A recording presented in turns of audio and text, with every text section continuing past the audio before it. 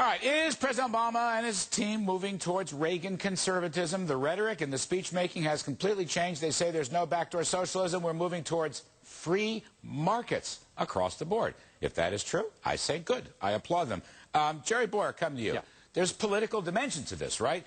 Sure. Washington Post, big story. Obama's spending poses political risks. Second, Scott Rasmussen is showing that the big government spending label is starting to really hurt Obama. Yes. In fact, 53% now are opposed to more government spending. The Gallup poll shows almost the same thing. Obama's polling is down on all the policy issues, even while his personal popularity is pretty good. And a lot of people, Democrats and Republicans, are saying overspending, overborrowing, overbuying of companies becomes a 2010 midterm election that'll revive the GOP, Jerry. Your thoughts? Is it too early to speculate? Do you think the Obama crowd is looking at these polls? It's not too early to speculate. It's a little early for that shift in policy. Look, he's not Bill Clinton. Bill Clinton was a far more flexible man in terms of his political principles. Obama is a principled man. The problem is the principles are wrong.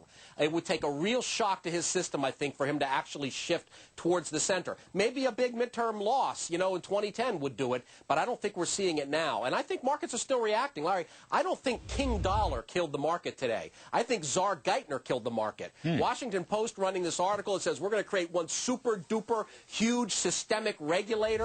That scared me as an investor, and I think it scared a lot of other investors as well. And then the president follows up with this press release about this press conference about nationalizing health care. That's what's scaring the market. I think the Fed is too big for its britches, but I think Sheila Bair to the rescue on that. And as I said, I do like the securitization plan because I think that stuff has been crazy. But David, let me come back to you. Yeah. Mr. Geithner.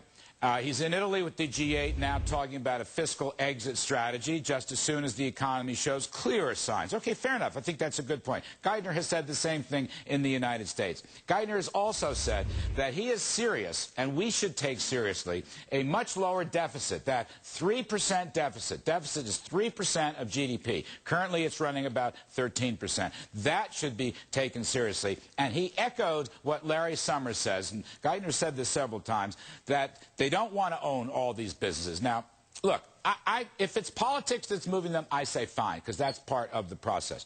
There was a time, David, though, when I believed, when Summers and Geithner were first nominated, appointed, whatever, I said these guys were moderate, centrist to conservative economists. And I still believe that, you see. So even if the White House pushed them to the left, maybe now they're getting their roots again. They're getting their feet on the ground. And maybe Mr. Obama is beginning to listen to that point of view. Is that possible, or am I just hallucinating here?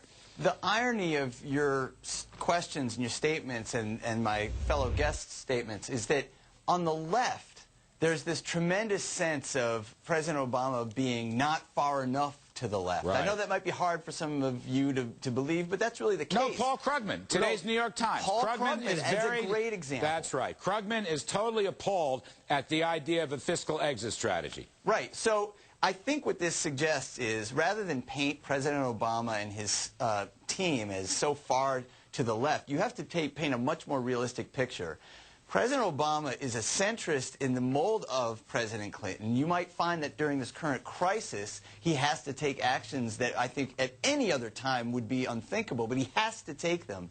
Why? The fact... Why does he have to take these? Why does he have to nationalize auto companies? If you believe that the economy under the past president was run correctly, I got a bridge in Bangkok. I said nothing about the economy under the past president. I asked you a specific question. Why does he have to nationalize auto companies? Why? Well, let's start with the facts. The fact is that if you wanted to let any one of the big three go bankrupt, which we did, you would find a loss of jobs during a recession to be going pronounced. They are going bankrupt.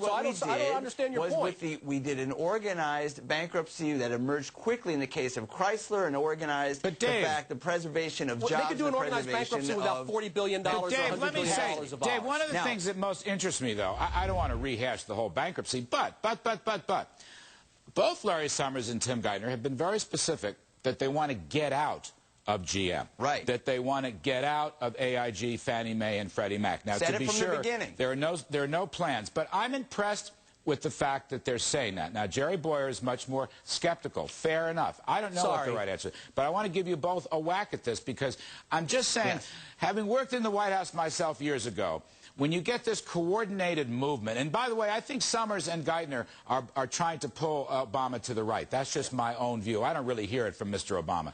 But they've never made these points before, David. That's all I'm saying. Something new is happening here. I want you to take a whack at it quickly, short, and then let Jerry Bowyer. Something new is, there's Reaganism in the air in Larry Summers' office and Tim Geithner's office. They understand the danger of structural deficits. We know about cyclical deficits versus structural deficits. If the economy grows again and we're able to see revenues pick up, you will find this a cyclical phenomenon. We will be in a different situation. We will be able to get out. That's good. That's what they've always wanted. That's what they've always said they wanted. The danger, of course, is a structural deficit that you don't get out of even in a robust economy. So you think we should take it seriously. Jerry Bowyer, I'm going to give you the last word.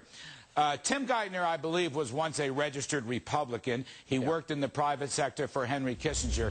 He worked for Robert Rubin in the Treasury, and he worked with Larry Summers, or for Summers. Yeah, he's a centrist. He was he's a centrist. Right. And I've always felt that Larry Summers was a centrist. This is where I started before I took a look at Obama's budget and before they bought up General Motors. So I just want to ask you, Jerry, is it possible that something's changing, or do you think it's just poll-driven rhetoric? I think it's co-opting poll-driven rhetoric, but Geithner and Summers really are centrists, Summers more so. And to the degree that this stuff doesn't work, and it won't, I think the president's ears will become more and more open to economic common sense. So there really may be, this is a fascinating point you're implying, there really may be a struggle going on in the White House for the heart and soul of Obama. Yeah, there's a struggle for Obama's soul. Is he going to be lefty? Right. You got some smart guys, Summers and Geithner. They're both smart guys. Whatever Geithner's misdeeds in the past, that's water under the bridge. He's doing his job now. We got to give him credit for that. They're trying to move the ball a little bit to the right, a little bit towards the middle. That's right. A little bit towards fiscal sanity. We might have to get 10 or 11% unemployment, or we might have to get a midterm loss, I think, before they can finally push him to the center. All right. I want to cover this again, both of you, David, good friend, Jerry Bowyer, because I think this is fascinating.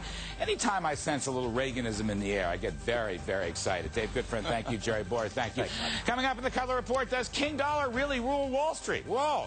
People are telling me this morning that King Dollar's bad for stocks. I think that is a lot of garbage. That is right, as in garbage. Anyway, we've got some smart investors and a veteran Fed official who are going to take a look at this whole story. We will be back in 2 short minutes.